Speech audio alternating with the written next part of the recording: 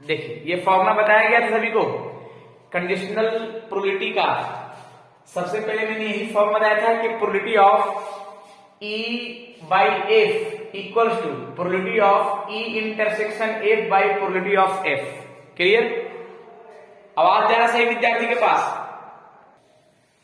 चलिए देखिएगा, ये प्रोबेबिलिटी ऑफ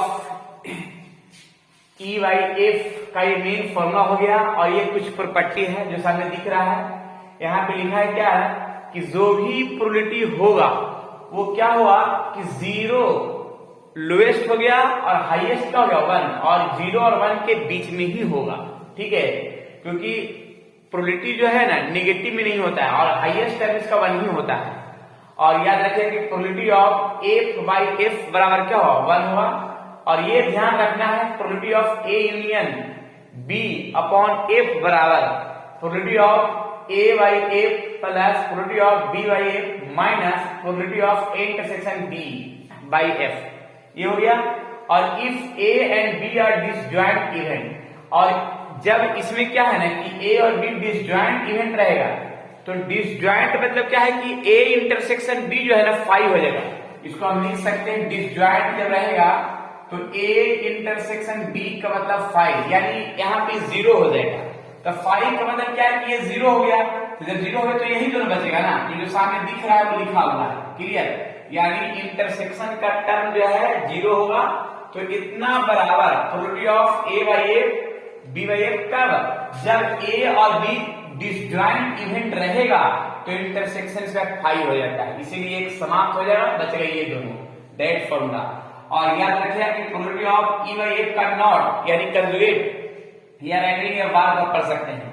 इसका फॉर्मूला था 1 minus probability of E by F। Clear? अब इस पर हम कुछ क्वेश्चन दिखाते हैं कि कैसे क्वेश्चन रहेगा, लेकिन इससे भी कुछ फॉर्मूला हम बताते हैं, इसमें कुछ और फॉर्मूला बनेगा। देखिएगा कुछ और फॉर्मूला जो है टर्म के लिए है, जरा देखिएगा फॉर्मूला के रूप में हम क्या पे सेट कर देते हैं कि probability of A intersection B बराबर एक फॉर्मूला है probability of A plus probability of B minus probability of A union B। ये भी याद रखना होगा कि probability of A intersection B बराबर probability of A plus probability of B minus probability of A union B। और भी याद रख सकते हैं। इसी से हम एक और फॉर्मूला बनाते हैं, ये माइनस में जब क्या आएगा प्लस और प्लस क्या आएगा माइनस। तो हम देखिए ये फॉर्मूला A यूनियन B बराबर probability of A plus probability of B minus ये इधर चलाएगा तो probability of A intersection B। देखिए ये फॉर्मूला मैंने टर्म बना दिया है, इसको ध्यान रखना है, इसको यूज भी होगा। ठीक है, ये प्रॉपर्टी में ना भी लिख सकते हैं लेकिन डायरेक्ट इसको यूज कर दिया। सभी विद्यार्थी यहाँ तक क्लियर हो गए हैं। ठीक है, तो अब इसके बाद जो है ना इस पर हम थोड़ा कुछ क्वेश्चन बताते हैं, लेकिन ये याद रखना होगा प्रॉपर्टी का। इसको हम मिटा लेंगे, उसके बाद क्वेश्चन की ओर चलते हैं। ठीक है ना, चलिए नेक्स्ट क्वेश्चन। ये फॉर्मूला को ध्यान में रखना है। मेन फॉर्मूला जो सामने दिख रहा है ना यही मेन फॉर्मूला है। लिखा गया है probability of E by F। यहाँ पे E और F के साथ पर A और B भी हो सकता है, और A और B होगा तो दोनों का इंटरसेक्शन में होता है, और जो भी डिनोमिनेटर में होता है वही इसका प्रोबेबिलिटी होता है। इसमें मैंने बताया था कंडीशनल प्रोबेबिलिटी में कि जिसका कंडीशनल प्रोबेबिलिटी निकालना होगा वो हमेशा ऊपर होगा और जो दिया हुआ रहेगा वो नीचे होगा। बस इसमें यही ध्यान रखना है। और यहाँ पे देखिएगा एक क्वेश्चन मैंने दिया है कि compute probability of A by B, और दिया हुआ है क्या प्रोबेबिलिटी ऑफ B दिया हुआ है, probability of A intersection B दिया हुआ है। देखिएगा पहले इसका formula probability of A by B का फॉर्मूला लिख सकते हैं probability of A intersection B by probability of B, probability of A intersection B by probability of B, जिसमें से probability of A intersection B सामने दिया हुआ है 0.32 और प्रोबेबिलिटी ऑफ B जो है 0.5। बाकी इसका जो कैंसिल करके आएगा वही आंसर आ जाएगा इसमें। क्लियर? यही तो है। देख सकते हैं इसको, और ऐसे भी कर सकते हैं कि अगर पॉइंट हटाएंगे तो 32 और 1 0 नीचे आ जाएगा तो 50। इसमें कितना है 0.62। हाँ इतना लिख सकते हैं। तो ये तो समझ में आ ही गया सही विद्यार्थी लोग क्लियर रूप से, ठीक है। चलिए नेक्स्ट क्वेश्चन 0.64 ही लिख देते हैं, 0.64। अब क्लियर ना?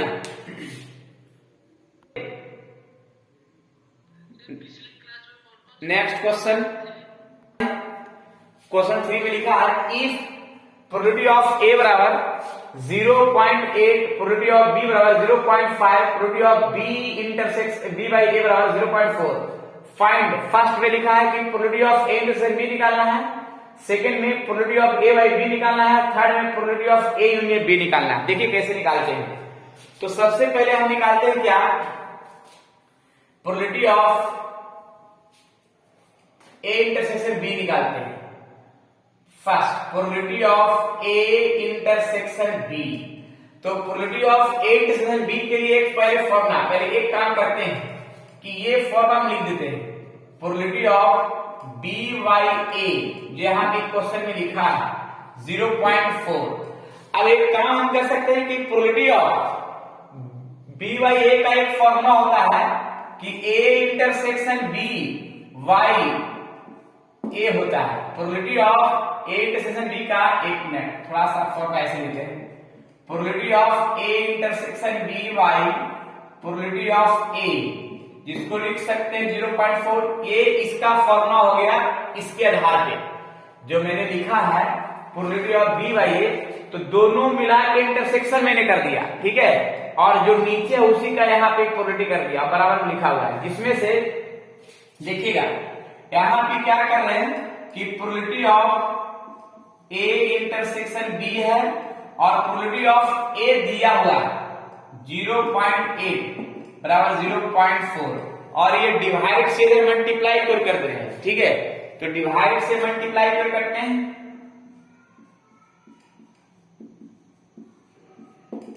जीरो 0.4 इंटू 0.8 अर्थात 0.32, यानी probability of A intersection B आ गया इतना। Probability of A intersection B आया है 0.32, जो पहला का आंसर आ गया, यानी फर्स्ट वाला का आंसर दिख गया, probability of A intersection B. तो ये फर्स्ट समझ में आ गया सभी को, या कोई दिक्कत है बोलिएगा? पहला फर्स्ट क्लियर कर लिए, अब सेकंड देखिएगा, सेकंड भी क्लियर करते हैं। सेकंड कैसे क्लियर करना है? सेकंड देखिए यहां पे सेकंड में लिखा हुआ है कि probability of A by B का फॉर्मूला, ए बाई बी का formula probability of A intersection B by probability of B. अब यहां भी एक चीज देखना है कि probability of A intersection B का वैल्यू सामने दिया हुआ है 0.32 और प्रोबेबिलिटी ऑफ बी दिया हुआ 0.8। तो इसको हम लिख सकते हैं 3/18, ठीक है। अब 3/18 अब इसको जो है काट कर सकते हैं 2/5, यानी सेकंड नंबर का आंसर हो गया 2/5 आ जाएगा, जो सामने दिख गया। और थर्ड नंबर देखिएगा, थर्ड नंबर कैसे बनेगा? सेकंड तक तो क्लियर हो ही लोग सभी ना, कोई दिक्कत नहीं ना?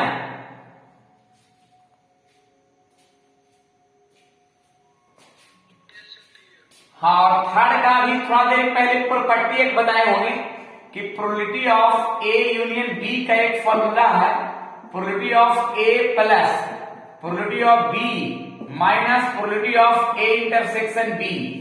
तो जिसमें से प्रोबेबिलिटी ऑफ ए सामने दिया हुआ है 0.8, प्रोबेबिलिटी ऑफ बी भी दिया हुआ है 0.5 और probability of A intersection B सामने दिख रहा है 0.32। अब इसका जो सॉल्यूशन करके आएगा वही आंसर आ जाएगा। क्लियर? 0.13 में इतना को सब्ट्रैक्ट करेंगे तो कुछ आ जाएगा, प्रोबेबिलिटी जो भी आ जाएगा वही आंसर हो जाएगा। क्लियर है? यहां भी थोड़ा सा गलती क्या हुआ है, दोनों को ऐड करेंगे तो आ जाएगा, दूसरा ना जाएगा 1.3 ना जाएगा 0.32। अब इसका कितना आ जाएगा? पॉइंट का सोल्यूशन करके 0.98। हाँ, यानी ये कंप्लीट आंसर। तो ये सभी को समझ आ गया कंडीशन? कोई डाउट है? देख सकते हैं या पूछ सकते हैं जहां भी डाउट है। चलिए तो नेक्स्ट क्वेश्चन चलें। इसमें ध्यान रखिएगा कि ए इंटरसेक्शन बी रहे या बी इंटरसेक्शन ए रहे, दोनों एक ही होता है। मैंने पिछले क्लास में इसका जिक्र किया था कि probability of A intersection B पूछे या probability of B intersection A पूछे, दोनों एक ही होता है। तो इसमें चाह रहे थे कि बी इंटरसेक्शन ए लिखेंगे तो कोई दिक्कत नहीं, वही टर्म हो जाएगा। क्लियर? ठीक है ना? नेक्स्ट बताया जाए। चलिए नेक्स्ट देखिएगा, ये क्वेश्चन नंबर 4 थोड़ा सा देख लीजिए कैसे बनेगा जो, और समझना है। Evaluate probability of A union B, यानी ए यूनियन बी निकालना है, जिसमें से probability of 2 into probability of A equals to probability of B बराबर 5/13 and probability of A by B और 2/5 दिया हुआ है। तो सबसे पहले ऐसे करते हैं कि इसके बराबर ये भी लिख देते हैं और इसके बराबर ये, दोनों के बराबर लिख देते हैं। देखिएगा, when 2 into probability of A equal to 5/13 और इसके बराबर ये भी प्रोबेबिलिटी ऑफ बी बराबर 5/13।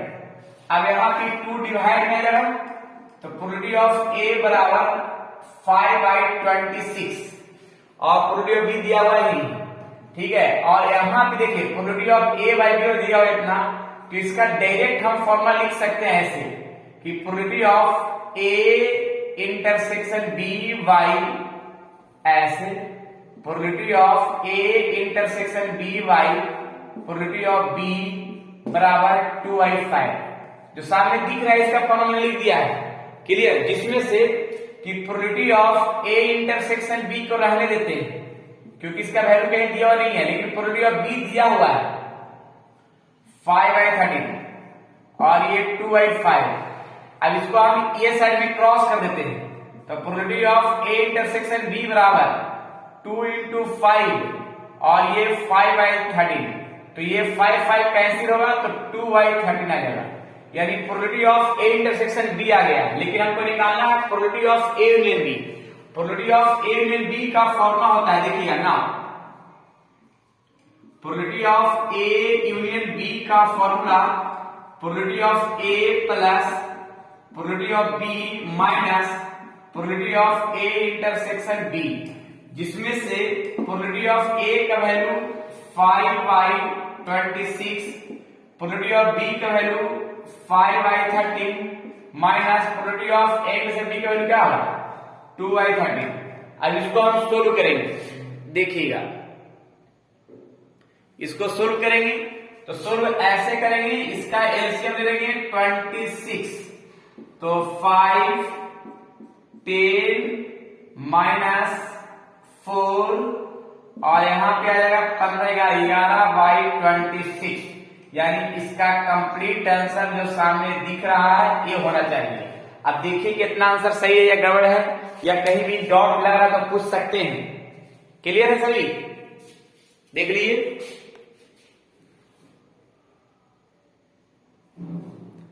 नेक्स्ट क्वेश्चन क्यों चले।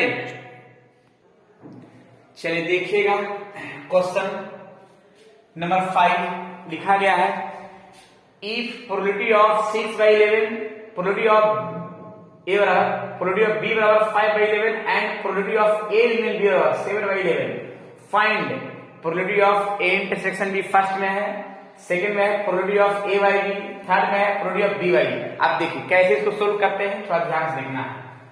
सबसे पहले हम एक काम क्या करते हैं, निकालना है probability of A intersection B. देखिएगा फर्स्ट वाला काम करते हैं, probability of A intersection B का एक फॉर्मूला होता है जो आज मैंने फर्स्ट में बताया था प्रॉपर्टी में, probability of A plus probability of B minus probability of A union B, जिसमें से प्रोबेबिलिटी ऑफ ए सामने दिख रहा है 6/11, प्रोबेबिलिटी ऑफ बी दिख रहा है 5/11 और probability of A union B दिख रहा है 7/11।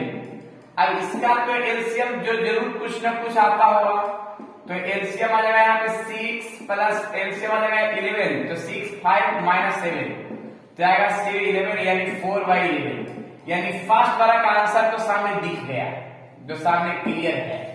अब इसके बाद सेकंड में क्या करा है इसका जरा हम कहानी सुना देते हैं। सेकंड में लिखा है कि probability of A by B का फॉर्मूला। तो पहले प्रोबेबिलिटी ऑफ ए बाई निकालना है, तो इससे पहले फॉर्मूला हम देख लेते हैं कि क्या इसका फॉर्मूला होता है।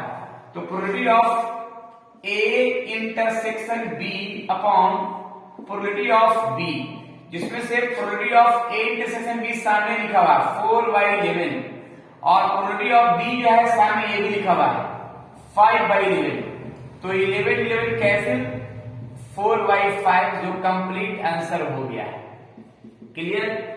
और थर्ड नंबर में जरा देखिएगा, थर्ड में लिखा हुआ है प्रोबेबिलिटी ऑफ बी बाई ए। इसका भी फॉर्मूला होता है, जिसका भी वैल्यू निकालना है उसका देख लीजिए फॉर्मूला क्या होता है या नहीं होता है, देखिएगा। तो probability of A intersection B by probability of A बराबर फॉर्मूला होता है, जो पहले इसका वैल्यू सामने निकाला हुआ है 4/11 और इसका है 6/11।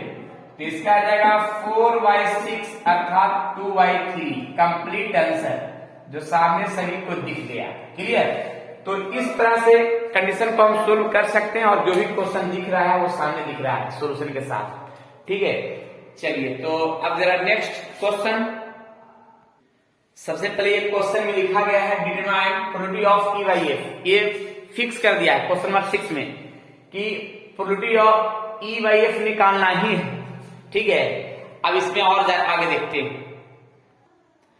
चलिए देखिएगा इस क्वेश्चन में क्या आगे कंडीशन क्या है। Probability of E by F निकालना है, जिसमें से लिखा है एक कॉइन इज टॉस 3 टाइम्स, यानी एक सिक्का को 3 बार टॉस किया गया। वेयर फर्स्ट में लिखा है ई में लिखा है हेड ऑन थर्ड टॉस, यानी हेड जो है तीसरा स्थान पर आना चाहिए, और एफ में लिखा है हेड ऑन फर्स्ट 2 टॉस, यानी पहला और दूसरा दोनों स्थान पर हेड आना चाहिए। तो देखिएगा, तो सबसे पहले इसमें हम एक कंडीशन सेट करते हैं, क्या एक नेट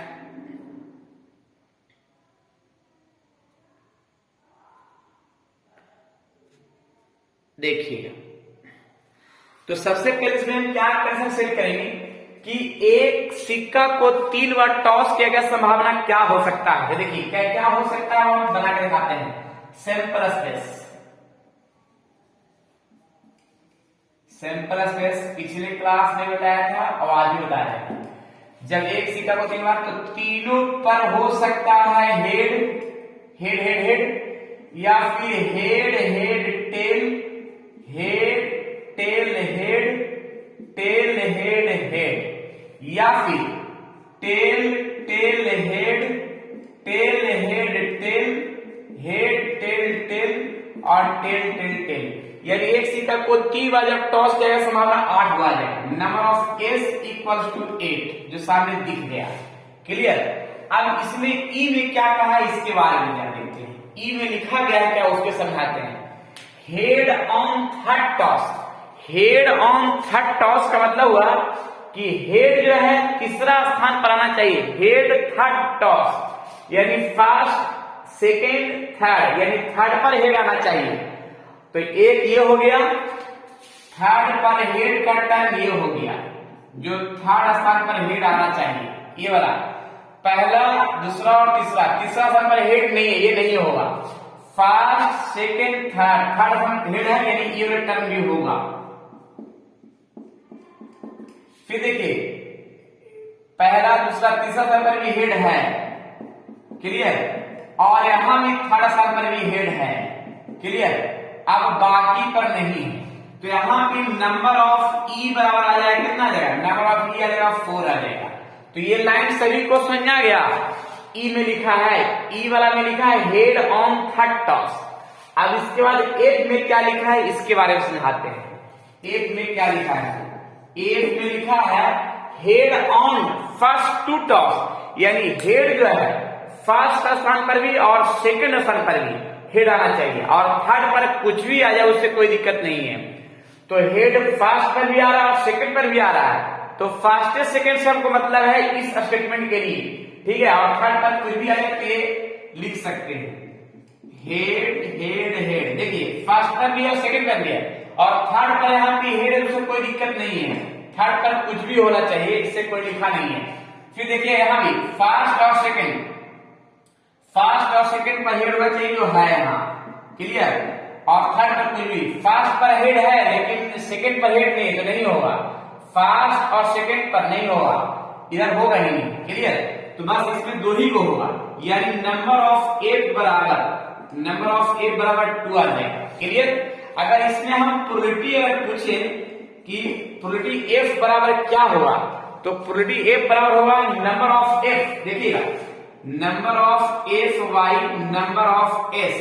तो नंबर ऑफ एस जो है यहाँ पे 2 है और नंबर ऑफ एस जो है 8 है, तो 1/4 आ गया। लेकिन प्रोबेबिलिटी और भी आगे हम देखते हैं, इसका कंडीशन और भी आगे हम बढ़ाते हैं कि क्या क्या इसका और भी कंडीशन कह रहा है। कंडीशन कह रहा है पहले क्या कि probability of E by F निकालना है, तो ई बाई एफ निकालने का मतलब है कि इंटरसेक्शन का जरूरत है। तो देखिए पहले हम प्रोबेबिलिटी ऑफ यहाँ की ई इंटरसेक्शन एफ भी निकाल लेते हैं। तो देखिए ई और एफ में कॉमन कौन कौन है, तो कॉमन तो मेरा लग रहा है कि यही दोनों है और तो कॉमन है ही नहीं, तो कॉमन नहीं है तो यहाँ पे एच हो जाएगा, यानी number of E intersection F मेरा 1 ही होगा, क्योंकि इंटरसेक्शन यानी कॉमन टर्म मेरा एक ही हुआ है। अब यहाँ पे देखिएगा इसका हम प्रोबेबिलिटी अगर निकालना चाहेंगे तो प्रोबेबिलिटी बराबर क्या होता है, probability of E intersection F बराबर number of E intersection F by number of S. तो number of E intersection F 1 है और नंबर ऑफ एस जो है सामने दिखा हुआ है, यहाँ पे दिख रहा है 8, क्लियर। तो ये आ गया probability of E intersection F बराबर 1/8 आ गया। लेकिन निकालना है probability of E by F, probability of E by F निकालना है। तो इसके लिए फॉर्मूला देखिएगा, probability of E intersection F by probability of F होता है, जो सामने दिख रहा है फॉर्मूला। अब यहाँ पे का वैल्यू दिया हुआ है 1/8 और प्रोबेबिलिटी ऑफ एफ दिया हुआ है 1/4 और इसको कैंसिल करके आ जाएगा 1/2, जो कंप्लीट आंसर दिख रहा है, यानी 6 का फर्स्ट का आंसर जो है 1/2 है, जो सामने क्लियर है, क्लियर। इसको नोट कर लिया जाए और बाकी इसमें डाउट है तो पूछिए, क्लियर ना सभी। अब नेक्स्ट क्वेश्चन क्यों चलें, चलिए नेक्स्ट क्वेश्चन डालते हैं। चलिए देखिएगा इसमें भी ऐसा ही है, टोटल जो है ना क्वेश्चन 6 का सेकंड नंबर है। ए क्वाइन इज टॉस 3 टाइम्स, ई में लिखा है एट लीस्ट 2 हेड और एफ में लिखा है एट मोस्ट 2 हेड। अब जरा देखिएगा कैसे इसका टर्म को आप सेट करते हैं, थोड़ा ध्यान से देखना है। एट लीस्ट और एट मोस्ट का कहानी, ठीक है।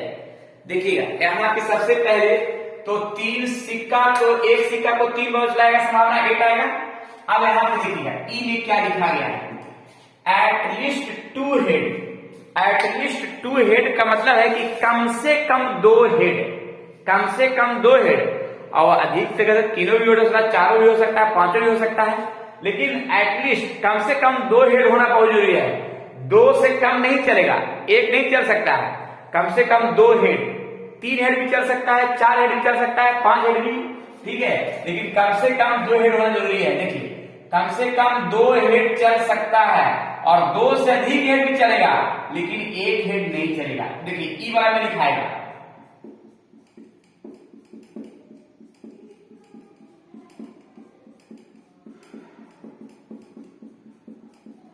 और नंबर ऑफ ई बराबर आ जाएगा 4।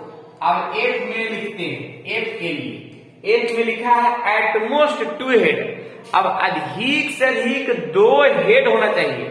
अब इसमें है कि अधिक से अधिक 2 हेड होना चाहिए, अब 2 से अधिक हेड नहीं होना चाहिए, यानी कहने का मतलब है कि 3 हेड नहीं चलेगा, 2 हेड चलेगा या तो 1 हेड चलेगा, क्लियर। अधिक से अधिक 2 हेड, ठीक है, अधिक से अधिक 2 हेड ही चलेगा, 2 से अधिक हेड नहीं चलेगा। 2 से जितना भी कम हेड है सब चलेगा, ठीक है। तो 2 से कम है 2 या 2 से कम हेड, ये हो गया,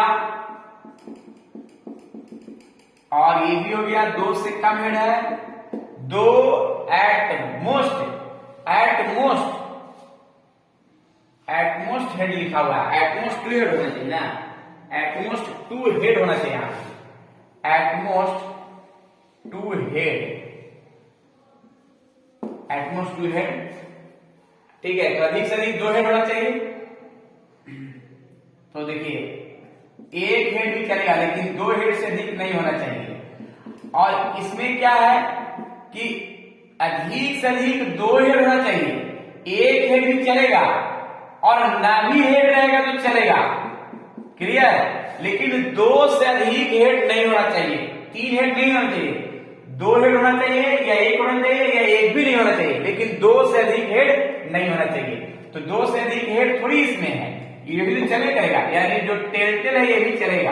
तो यहाँ पे नंबर ऑफ एफ बराबर टोटल हो गया 7। अब इसका नाम प्रोबेबिलिटी अगर पूछे कि इसका प्रोबेबिलिटी क्या होगा, तो प्रोबेबिलिटी ऑफ एफ बराबर क्या होगा, number of F by number of S. तो नंबर ऑफ एफ मेरा इसमें कितना है, नंबर ऑफ एफ है 7 और नंबर ऑफ एस है 8, क्लियर। लेकिन इसमें इंटरसेक्शन का टर्म हमको पता करना होगा। देखिएगा इंटरसेक्शन का टर्म हम पता करते हैं यहाँ पे से, थोड़ा सा इसको ऐसे कर लेते हैं, इंटरसेक्शन। तो प्रोबेबिलिटी यहाँ पे देखिएगा ई इंटरसेक्शन एफ। तो इंटरसेक्शन तो लग रहा है कि यही तीनों होगा जो कॉमन दिख रहा है यहाँ पे। तो यहाँ पे लिखाएगा एच एच टी, फिर एच टी एच या टी एच एच। तो इसको लिख सकते हैं number of E intersection F मेरा 3 आ गया।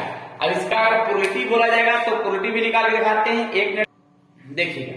यहाँ पे probability of E intersection F बराबर यहाँ 3 आया। इसका हम प्रोबेबिलिटी पूछेंगे कि probability of E intersection F तो क्या होगा, तो number of E intersection F by number of S. तो नंबर ऑफ ई इंटरसेक्शन 3 है, नंबर ऑफ एस 8 है, लेकिन निकालना तो वही है, ई बाई एफ ही निकालना है, probability of E by F निकालना है। इसके लिए formula probability of E intersection F by probability of F. तो probability of E intersection F 3 by 8 और प्रोबेबिलिटी ऑफ एफ जो आ गया यहाँ पे 7 बाई 8। तो 7 बाई 8, 8 कट गया तो 3 बाई 7 जो कंप्लीट आंसर दिख रहा है, क्लियर। तो एक चीज इसमें ध्यान रखना है, क्या ध्यान रखना है, जो लिखा है एटमोस्ट 2 हेड, जो मैंने यहाँ की एफ बोला है, तो इसमें बताना चाह रहे हैं कि एटमोस्ट अधिक से अधिक 2 ही हेड होना चाहिए। अब अधिक से अधिक 2 हेड का मतलब हो गया क्या कि 2 हेड जो है ना मेरा 2 से अधिक नहीं होना चाहिए, यानी 2 हेड से अधिक ना मतलब क्या है कि 1 हेड चल सकता है लेकिन 3 हेड नहीं चल सकता है। लेकिन 2 ऑब्जेक्शन है कि 2 ही हेड होना चाहिए अधिक से अधिक, ठीक है। 2 से कम रहेगा चल जाएगा, यानी ना भी हेड रहेगा तो चलेगा, लेकिन 2 से अधिक नहीं होना चाहिए। यही है ये मेरा स्टेटमेंट, एटमोस्ट 2 हेड, क्लियर। तो ये समझ में आ गया, बोलिएगा। देखिएगा 6 का थर्ड में लिखा हुआ है एटमोस्ट 2 टेल और एटलीस्ट 1 टेल। 6 का थर्ड में एटमोस्ट 2 टेल लिखा हुआ है, एटलीस्ट 2 टेल लिखा हुआ है। तो 6 का थर्ड आपने से बनाना है, क्लियर। नहीं बनेगा फिर पूछिएगा, क्लियर ना। चलिए तो आज इतना ही, और भी अगर इसमें विशेष जानकारी प्राप्त करना चाहेंगे तो लाइव क्लासेस कर सकते हैं, और लाइव क्लासेस में इसके जस्ट आगे और भी इसका थ्योरी के साथ क्वेश्चन क्लियर करेंगे। लेकिन अभी जो हम क्लियर कर रहे हैं कंडीशनल ट्रिग्नोमेट्री, कंडीशनल प्रोबेबिलिटी का ये क्वेश्चन चल रहा है, और ये क्वेश्चन 6 तक मैंने क्लियर कर चुका है। और अब इसके बाद 7 से जो है ना नेक्स्ट क्लास में करेंगे और भी इसका क्वेश्चन। जब तक के लिए जितना क्वेश्चन बताया गया है इसको रिवीजन कीजिए और क्लियर कीजिए, ठीक है। और जो भी क्वेश्चन है, जो भी प्रॉब्लम है, उसको कमेंट सेक्शन में पूछ सकते हैं, क्लियर कर सकते हैं। चलिए ठीक है, फिर नेक्स्ट क्लास में मिलते हैं नेक्स्ट क्वेश्चन के साथ। जब तक के लिए खुश रहें, स्वस्थ रहें और मस्त रहें, और पढ़ते रहें प्रोबेबिलिटी का क्वेश्चन बेस्ट तरीका से। चलिए ठीक।